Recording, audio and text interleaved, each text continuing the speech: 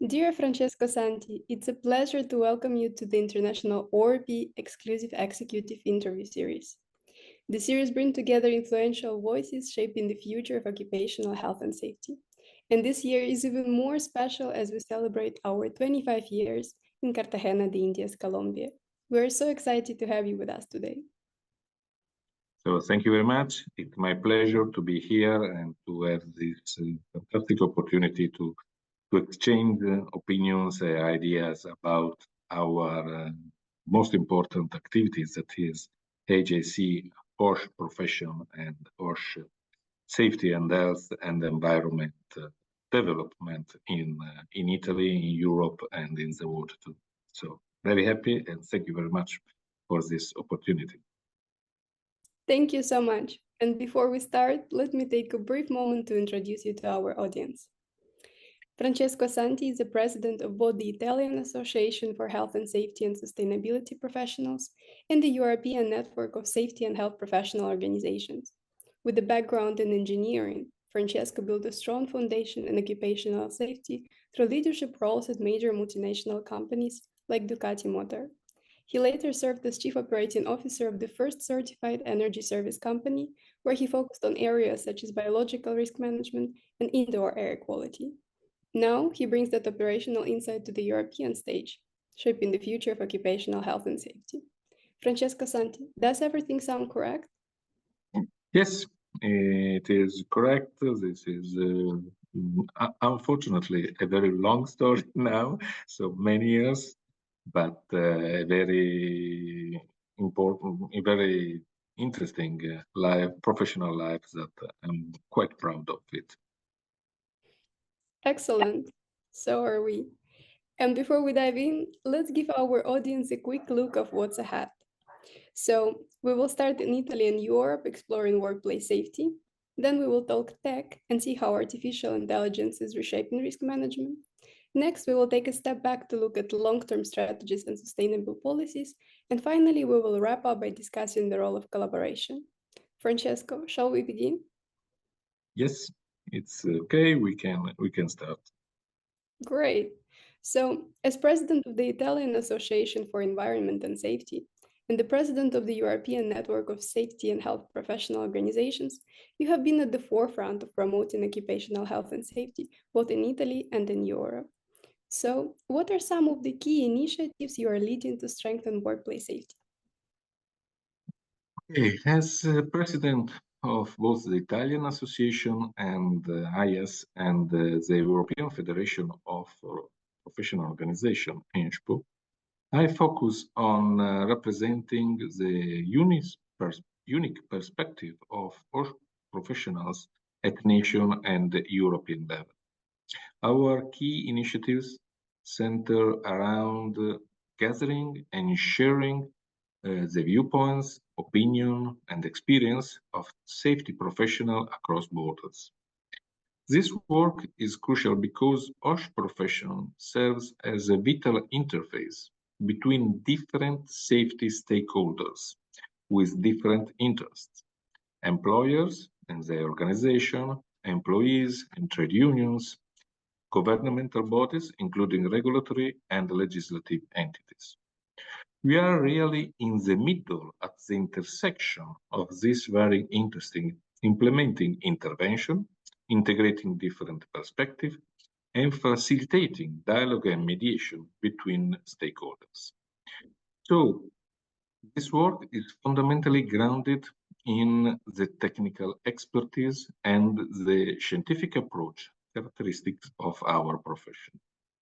What makes our perspective particularly valuable is that we bridge theoretical requirements with practical implementation, ensuring that workplace safety measures are both effective and feasible across different industries and national contexts.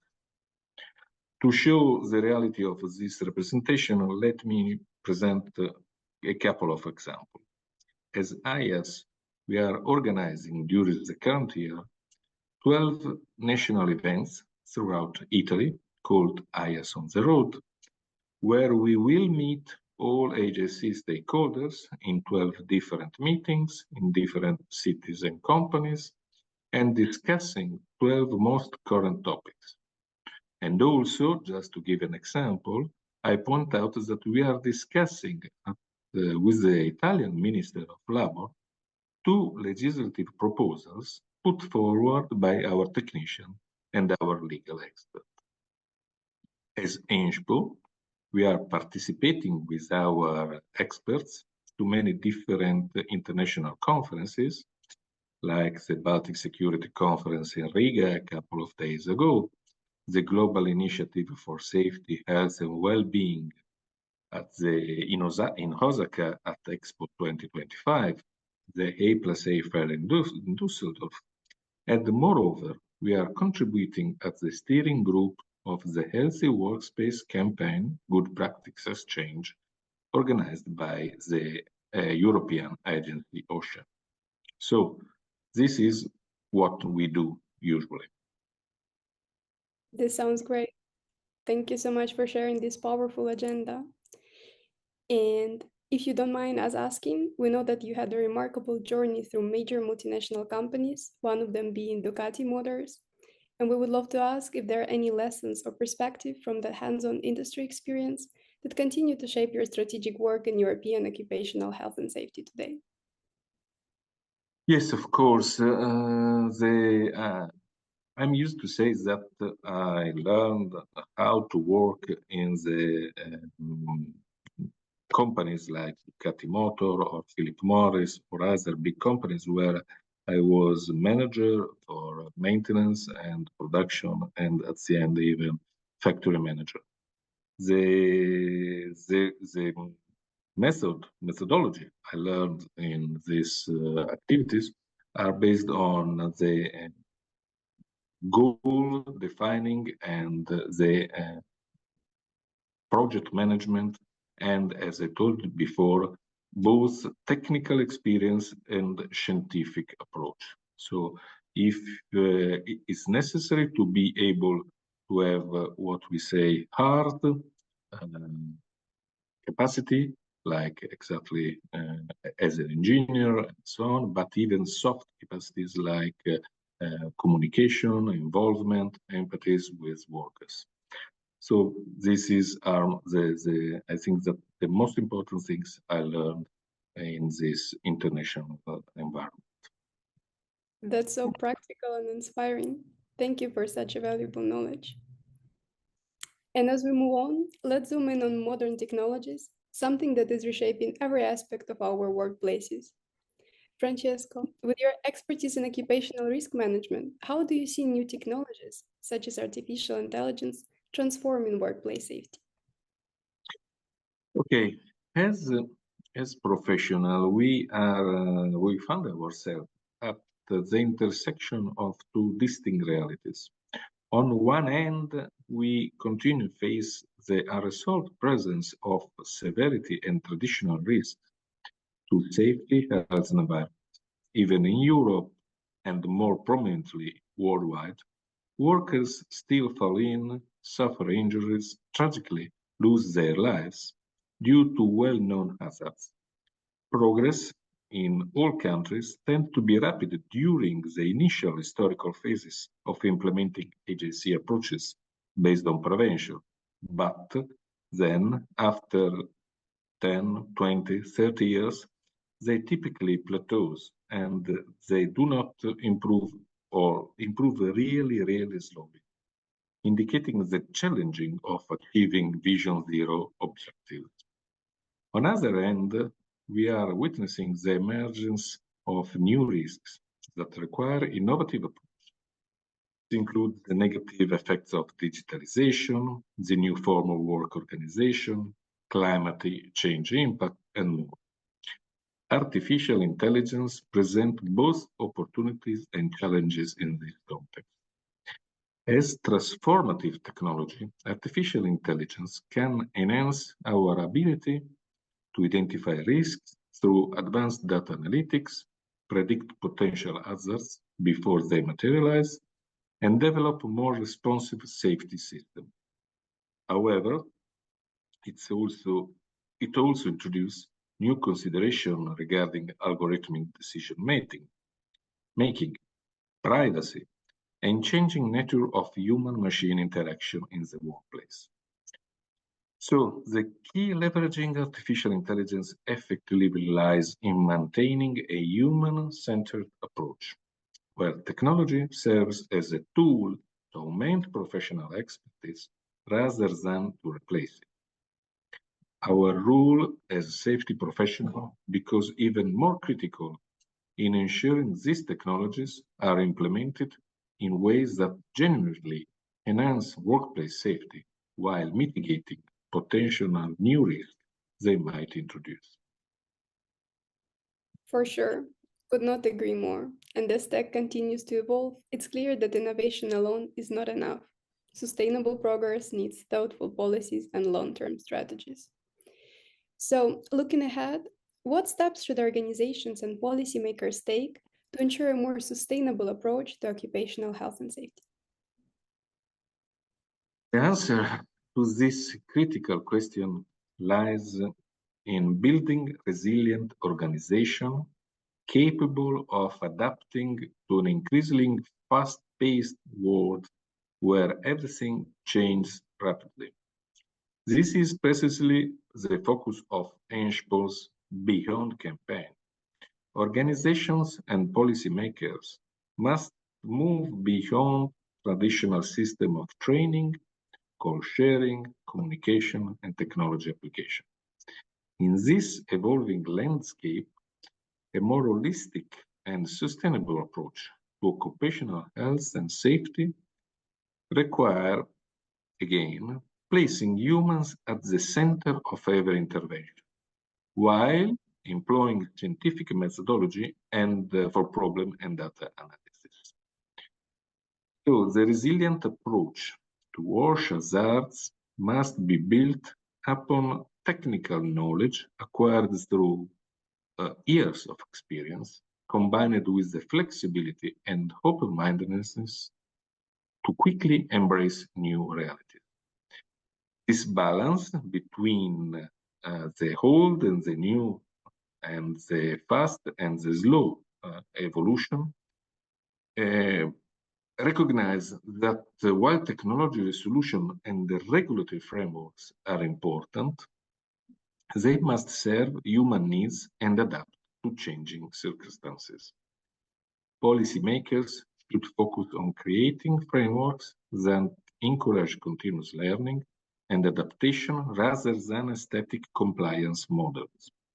Organizations, meanwhile, needed to foster cultures where safety is viewed as an integral part of operational excellence rather than a separate function.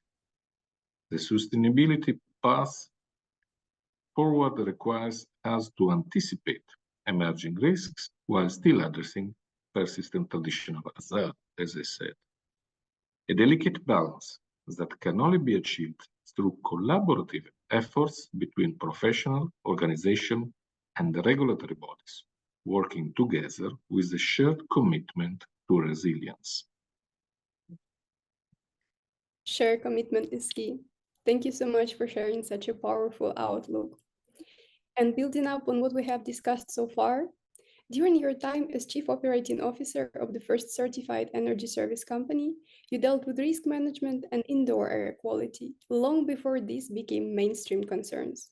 What policies or frameworks do you believe are essential for ensuring safer indoor environments? Yes, of course. The energy service company are a special kind of company that works with typical contract, the efficiency contracts that force them to be paid only if they get the defined results. And this is especially applied to energy management. The energy management in life environment, like our home, our houses, our offices, is can be improved especially in reality like Italy and Europe, where there are a lot of old buildings, can be improved only moving to a more isolated environment. So the effect could be that to improve energy efficiency, we can go against the quality of the air, because the exchange of the air with the external environment can force the waste of energy. So the two different willing to have an efficient environment for the energy aspect, go against the requirement to have an effective environment for air quality. But air quality is now fundamental for the quality of life of people working in offices or in house. So you need to work with all the new technologies and all the important about the air of quality and the use of new instruments to measure quality air and to find a balance position between energy saving and quality air management. Such a compelling perspective. And now, to tie it all together, let's look back at the power of collaboration. This year, we are proud to celebrate 25 years of the International ORP Foundation in Cartagena de Indias, Colombia. And we would love to ask you, how do you believe gatherings like these contribute to advancing the field of occupational health and safety? Yes, this year is a very special year for milestone and innovation. We have the International ORP Foundation celebrating 25 years. In Italy, AIAS is celebrating 50 years of activity in Italy. And in the international exposition in Osaka, for the first time in the story, we have 1 week dedicated to a space for AJC topics. So it's really a special year for our profession. For us, as a Federation of Professional Associations, the exchange of experience and knowledge and the comparison between various legislative and organizational systems represent a fundamental opportunity to ensure growth and enable the construction of resilient organization, as I said before. Autarchic, nationalistic, and I would say selfish approaches not only don't align with our values, but we can confidently say that they are ultimately unsuccessful. Our hope lies in the methods that form the basis of this is international dialogues. Human beings coming together with different experience, interest, and sharing willingness to solve problems. This international gathering serves as a crucial platform where professionals can learn from both successes and challenges across different contexts.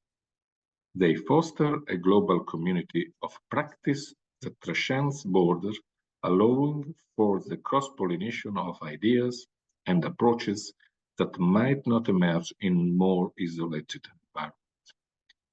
In today's interconnected world, where workplaces risk and solutions increasingly have global dimensions, these collaborative forums are not only merely beneficial, they are essential for advancing the field of occupational health and safety in a meaningful and sustainable ways. It is so true. Collaboration at this level is so powerful. Yes. And I'm very curious, how can we ensure the momentum from events like the 25th anniversary of the International ORP Foundation can continue afterward? So I think that this anniversary is really important because we, as I told, the basis is a human being, and so helping human beings, help experts, and help different culture to meet is fundamental to foster the activity of our association, of our profession, of our company. So 25 years is a very important anniversary, and I'm sure that in Cartagena de Indias, we will have a very effective meeting and a very effective moment for the construction of a community of professional people and of people interested in safety, health, and environment. Brilliant perspective. Thank you so much, and thank you for this truly inspiring conversation. Your work shapes the way we think about workplace safety. And before we close, is there any final message you would like to share with our audience? I think that most of the things I already told. What I would like to say is that in this moment that everything is changing so rapidly, and that fear can be a feeling that we can sometime and many times we can have the fear of the future of what is going on so fastly. We can we have to think in a different way. We have to think that if everything is changing so fastly, even problems, even difficulties can find very fastly new solution and a new organization, a new balanced situation where, of course, as human, we will find the new position and the new activity, and most of the people is willing to solve the problem, even if sometimes we have some kind of fear, as I said before. So we have to be we have to find the technical and the scientific reason to support our hopes. What an insightful way to frame this message. Thank you so much. Thank you. Thank you very much. Bye-bye, Lilia. And bye-bye to everybody.